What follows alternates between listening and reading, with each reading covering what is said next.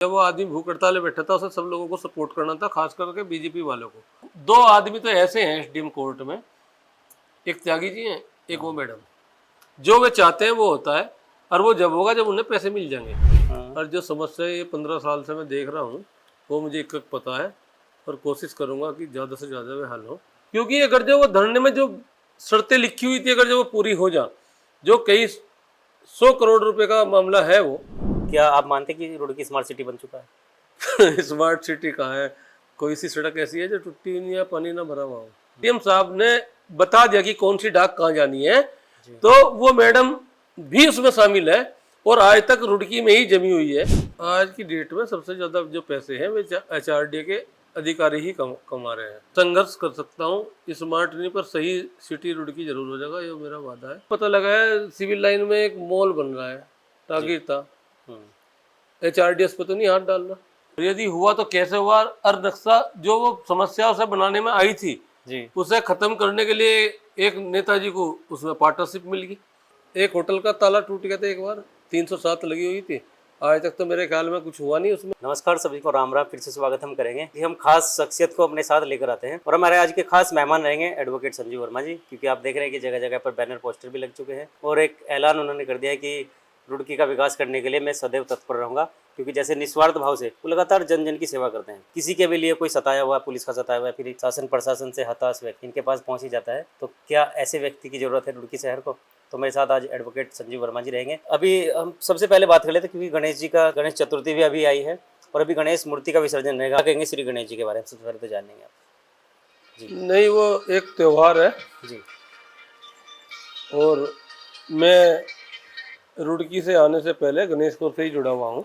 बिल्कुल। जो मेरी यादें हैं अच्छी या बुरी जो भी हैं, वे सब गणेशपुर से ही जुड़ी हुई हैं। मैंने वहाँ खोया भी बहुत कुछ है और पाया भी बहुत कुछ है, और जिसके कारण से यह सब कुछ गणेशपुर से मैं जुड़ा, मैं उसी की एक अमानत को लेकर वहाँ पर गया था। और गांव के जो मेरे बड़े भाई थे उनके चाहने वाले ने मुझे बुलाया, तो मैं जानबूझ के उनके लड़के को ही लेके गया कि अब इतना बड़ा हो गया है और एक अधिवक्ता अपने बाप की तरह बन गया। बाप की तरह तो नहीं बना, लेकिन बन जाएगा। तो मैं साथ लेके गया, और मुझे सौभाग्य प्राप्त हुआ कि मैं आरती में शामिल हुआ। और गणेशपुर वासियों का मेरे पर पहले से ही कर्ज है, और मैं एक परिवार मानता हूँ गणेशपुर गांव को।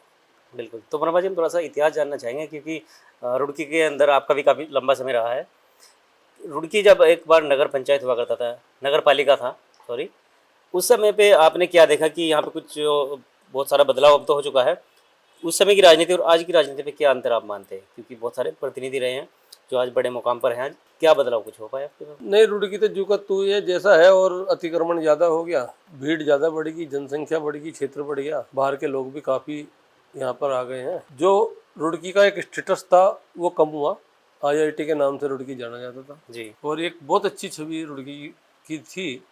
उसमें थोड़ा सा क्राइम के कारण भी हुआ, कुछ नेताओं के कारण हुआ कि जीत तो गए, जीत के बन भी गए, लेकिन उन्होंने अपने बारे में सोचा, पब्लिक के बारे में या इस शहर के बारे में कोई हित की काम नहीं किया। तो ऐसा क्या कारण है कि लगातार जनता उन्हीं व्यक्ति को चुनती रही? नहीं, चुनती तो इसलिए रही कि सही आदमी चुनाव लड़ता ही नहीं है ना, तो वो समाज से इतना जुड़ा हुआ है क्योंकि सबको अपने बच्चे पालने हैं और अपना परिवार चलाना है। सही व्यक्ति चुनाव लड़ता नहीं है, उसको लड़ने नहीं दिया जाता है, ऐसा क्या मानते हैं? वो दोनों ही बात है। सही व्यक्ति हर हथकंडे अपने अपना नहीं सकता, उसके अपनी एक सीमाएं होती हैं और वो खुददार भी होता है। तो जब सही आदमी सीमा ही नहीं लाग सकता तो वो फिर चुनाव बेचारा लड़ भी नहीं। रुड़की के पहले मेयर भी रहे हैं, दूसरे मेयर भी रह चुके हैं, अभी तीसरे की शायद तैयारी है। हाँ, तीसरे तो मैं भी आना मैदान में आ गया हूँ। तो क्या मानते कि 2-3 मेयर जब रह चुके हैं उसके बाद में भी रुड़की की जो बहुत सारी समस्याएं हैं, जल भराव की, या फिर यहाँ के प्रशासनिक तौर पर पार्किंग की सुविधा है, या फिर यहाँ पर बहुत सारी देखने की अवैध जो निर्माण है उनकी भी बहुत सारी समस्याएं है, क्या इस पर कौन ऐसा व्यक्ति आएगा जो इसका निपटारा कर पाए? भाई, मैं औरों को तो नहीं कहता, अब तो मैं ही आऊँगा, मेरी कोशिश रहेगी मैं ही आऊँ। और जो समस्या ये 15 साल से मैं देख रहा हूँ वो मुझे एक पता है, और कोशिश करूँगा कि ज़्यादा से ज़्यादा वे हल हो, और मैं जब तक भी रहूँ लोग मुझे याद रखें। लगभग 40 वार्ड रुड़की में पड़ते हैं जी। कौन कौन से वार्ड का आप अभी देख चुके हैं कि कहाँ पे सबसे ज़्यादा समस्या है? नहीं, जब मैं लोकल हूँ फिलहाल तो मैं काफ़ी दिनों से यहाँ रह रहा हूँ, हर गली का मुझे पता है। फिर दूसरा, मेरे क्लाइंट थे, हर मोहल्ले के हैं, हर गली के हैं जी। तो ऐसी तो कोई चीज़ नहीं है जो मेरे से छिपी हुई है, या मैं वो तो नहीं हूँ कि चुनाव लड़ने के लिए 2 या 4 महीने या साल भर पहले मैदान में आ गया और लोगों को अपना बनाने लगा। जो है वो सबको पता है, जैसा मैं हूँ वो उनको पता है, और जो समस्या है वो मुझे पता है, और जो लोग हैं मैं एक दूसरे को जानता हूँ कि कौन कैसा है। तो उसमें कोई छिपा वाली बात नहीं है। वर्मा जो जी, भी बहुत जगह बोर्ड पर मैंने लिखा था कि स्मार्ट सिटी रुड़की, क्या आप मानते हैं कि रुड़की स्मार्ट सिटी बन चुका है? है स्मार्ट सिटी कहाँ है? कोई सी सड़क ऐसी है जो टूटी हुई नहीं है, पानी ना भरा हुआ हो। आज कई जगह में गया तो आज भी बहुत बुरी हालत है। मेरे घर के सामने ही भर जा, कोई सुनने वाला नहीं है। सफाई पानी तो दिल्ली में भर रहा है, वो तो राजधानी दिल्ली में भर रहा है। सफाई के नाम पे जो खर्चा होता है गवर्नमेंट के पैसे का, जो मिसयूज होता है, वो आज तक फोटो के हिसाब से बस पैसा कमाने के लिए होता है, दिखाया जाता है कागजों में, न कि उसकी सफाई वास्तविकता में की जाती है। 2020 और 21 की हम बात करें, उसमें सफाई में प्रथम भी रहा है रुड़की शहर हमारा। क्या आप मानते हैं कि सफाई की व्यवस्था अच्छी है? नहीं, प्रथम और द्वितीय तो पब्लिक ने दिया क्या ये टाइटल? ये तो कागजों में हुआ। जनप्रतिनिधि ले गया है ना। जनप्रतिनिधि तो कौन कैसे लावे वो मुझे पता है, मेरे मुंह से मत कहो।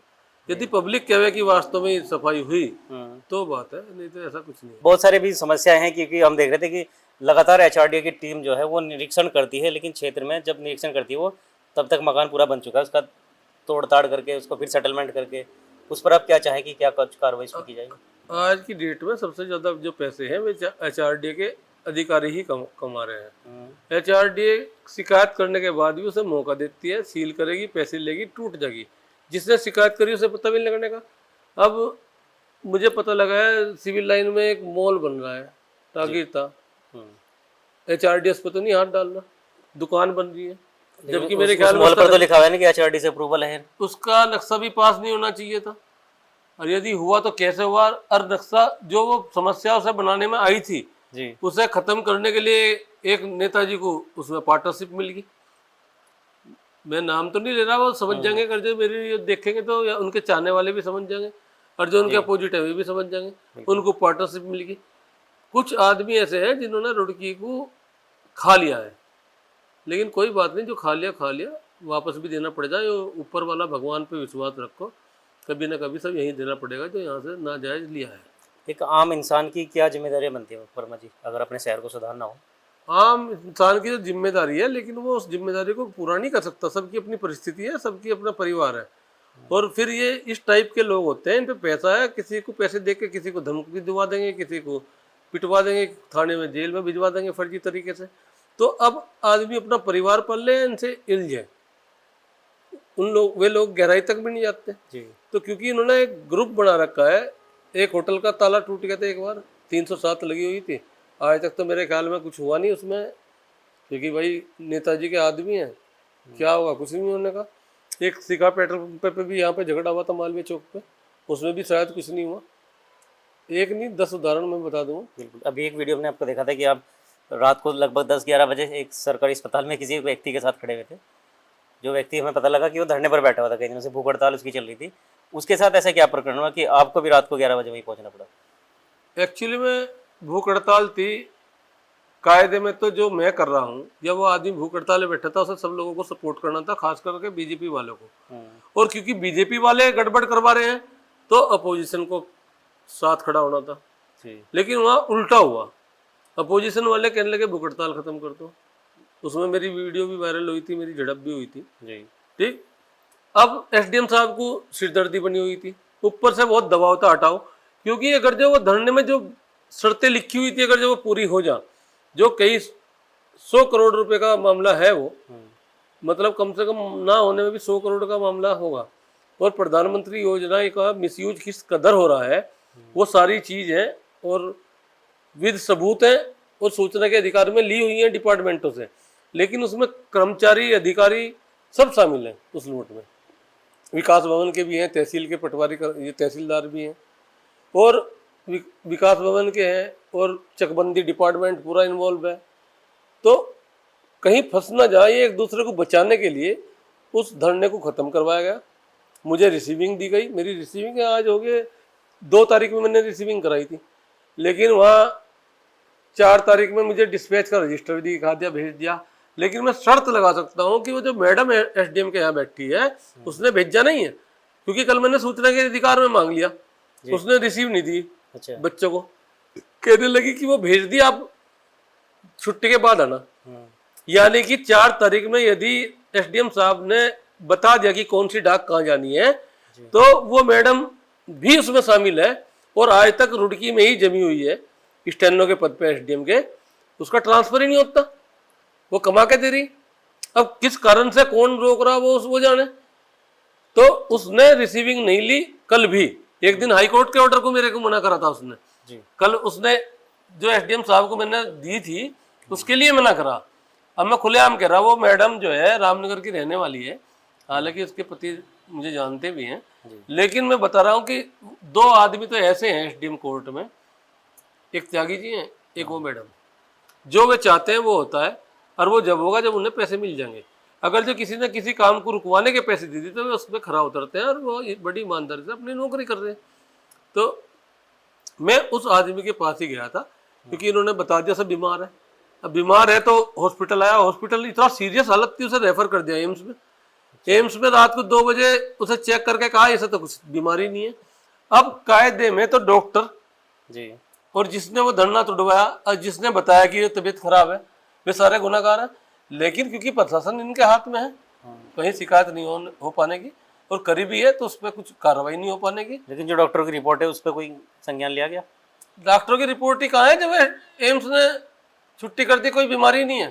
सिर्फ आवाज एक ऊपर ना चली जाए, दिल्ली तक ना पहुंच जाए, या कोई भ्रष्टाचार का बहुत बड़ा खुलासा ना हो जाए, इस कारण से भूख हड़ताल को तोड़ा गया। मोदी जी तो कहते हैं कि भ्रष्टाचार मुक्त भारत सरकार है हमारी। एक्चुअली में बीजेपी का नाश बीजेपी के कुछ कार्यकर्ताओं और नेताओं ने ही खराब कर दिया है। उत्तराखंड की हालत कुछ चंद नेता ऐसे हैं जिन्होंने बीजेपी का अस्तित्व ही खत्म कर दिया। बीजेपी वाले ही छोटे जो वर्कर हैं, जो वोट है बैंक, वो भी बीजेपी के नेताओं से परेशान है। वर्मा जी, जैसे कि अभी आपने कहा कि बीजेपी के नेताओं से परेशान है, यही लोग तो पहले कांग्रेस में हुआ करते थे। वो तो मौका प्रस्त है, जहाँ से जान बचती है, क्योंकि उनके सारे गलत काम, जमीन कब्जाना, मॉल बढ़ाना, जैसा आपने HRDO कह दिया, जैसे चकबंदी डिपार्टमेंट से अपने जमीन इकट्ठी करी और पार्टनरशिप करी अधिकारियों से, और इकट्ठी करके नोट कमाना, नालों पे अतिक्रमण करना, नालों पे बेनामे कर देने, शामिल है। 1-2 वकील भी शामिल है, मेरा परिवार का है, मैं वकीलों को अपना परिवार मानता हूँ, लेकिन मेरे परिवार के लोग भी शामिल है। आदर्श नगर में एक नाले का ही बेनामा कर रखा, वो लाला जी है, विकास लाला जी, कर दिया। मैंने मांगा तो मैंने 156(3) डाला तो लिख दिया, दरोगा जी ने लिख दिया सिविल प्रकृति का है और इनका व्यक्तिगत है। जब बाद में सूचना के अधिकार में मांगा तो पता लगा 2 करोड़ रुपए तो PWD ने लगा रखी है उसमें, और विधायक निधि से, बत्रा जी की निधि से लगे हुए। अब बताओ भाई क्या होना चाहिए। यानी कि 2 करोड़ रुपए खर्च भी हो गया, वो कौन पी गया मुझे नहीं पता, नाला उनका पर्सनल हो गया, या तो फिर यूं कहें कि PWD का पैसा, सरकारी पैसा जो है व्यक्तिगत जमीन पे लगा दिया, या नहीं लगा तो उसके खिलाफ FIR और विधायक को ही करवानी चाहिए कि भाई इसने क्यों बेनामा कर दिया। उसमें जो करने वाला है उसकी भी गलती है। अगर जो कुछ लोग ऐसे हैं उनके बेनामे चेक कर दिए जाए तो उनकी असलियत पता लग जाएगी, उनकी पार्टनरशिप जो यहाँ भूमाफिया उनके साथ। बिल्कुल। एक वीडियो हमने देखा था ये आदर्श नगर से, अभी आपको बता दें कि आदर्श नगर का भी शायद आपके सामने मामला होगा कि आदर्श नगर की अंदर से भी चौड़ीकरण उसका किया जा रहा था। क्या उस विषय पर आपको भी जानकारी है? नहीं, आदर्श नगर में चौड़ीकरण की ज़्यादा मुझे जानकारी नहीं है, लेकिन अगर जो हो रहा था लोग घर के लोगों के जो चिन्हित भी किए गए तो चिन्हित करे गए थे, लेकिन तोड़ने में बड़ी प्रॉब्लम आ गई। जो एक भी बड़े किसी बीजेपी नेता का हो गया तो वो टूट नहीं पाने का और वो काम वहीं का वहीं स्थगित हो जाएगा। लगभग 40 से 45 लोगों को नोटिस गए हैं, जब उन पर कार्रवाई हो जाए जब है बात। नोटिस तो जिन्हें कितनों पे कितने जाते रहते हैं। यहाँ तो लोग वारंटों पे भी जाते हैं, FIR मुकदमा हो गया, चार्जशीट जमा होगी, शासन अपने आदमी का वापस ले लेता है। मुझे अभी एक पूर्व मेयर जो है गोयल साहब की फेसबुक पे मैंने पोस्ट देखी, तो एक जो मुकदमा वापस नहीं होना चाहिए था वही वापस ले लिया, तो फिर बचा ही क्या। बिल्कुल। वर्मा जी, आप क्या चाह रहे हैं कि किस तरह का स्मार्ट सिटी रुड़की बन पाएगा? क्या उसके अंदर सुविधाएं होनी चाहिए जनता के लिए? मैं स्मार्ट तो नहीं कह सकता क्योंकि गवर्नमेंट के हाथ में बहुत कुछ है। संघर्ष कर सकता हूँ, स्मार्ट नहीं पर सही सिटी रुड़की जरूर हो जाएगा, ये मेरा वादा है। व्यक्तिगत रूप से मैं इस बात को कह रहा हूँ। तो रुड़की के जो बाजारों में भीड़ भाड़ की समस्या है, ट्रैफिक जाम की समस्या है, क्या उसका निवारण किस प्रकार से आप लोग चाहेंगे कि कैसे हो पाए? ये मैंने पहले भी कहा, 2-3 जगह कह रखा है कि हमारे यहाँ इतनी बड़ी सुविधा है, IIT और CBRI कि यदि थोड़ा सा उन लोगों का सहयोग ले लिया जाए तो जब बड़े बड़े शहर वे लोग बसाते हैं, नक्शे बनाते हैं, तो क्यों ना रुड़की के राजनेताओं को ये चाहिए था कि उनका सहयोग लेके यहाँ का फ़ायदा लेते। वे लोग भी यहाँ रह रहे हैं, शायद सपोर्ट करते, अच्छी तरह करते। बाहर जाकर तो वे नक्शा बना के नाप तोल करके नक्शा बनाते हैं यहाँ बैठ के। यहाँ तो वे व्यक्तिगत घूम के भी काम कर सकते थे, बता सकते थे, एडवाइस ली जा सकती थी उनकी क्या करना चाहिए।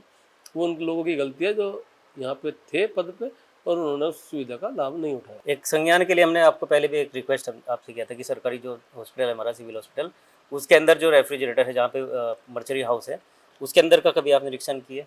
मैं गया भी, मैंने पोस्टमार्टम के भी एक एक्सीडेंट हो गया था। हाँ जी। राजस्थान के लोग थे और बड़ी अच्छी फैमिली के थे।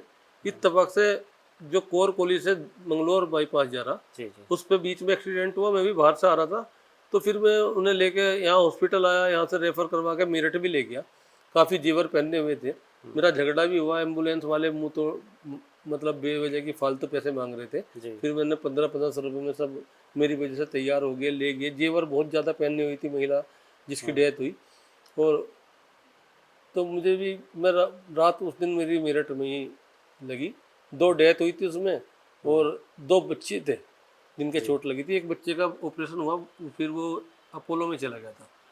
लेकिन बहुत अच्छी फैमिली राजस्थान की थी। आज भी मेरी मित्रता उनसे इत्तेफाक से होगी।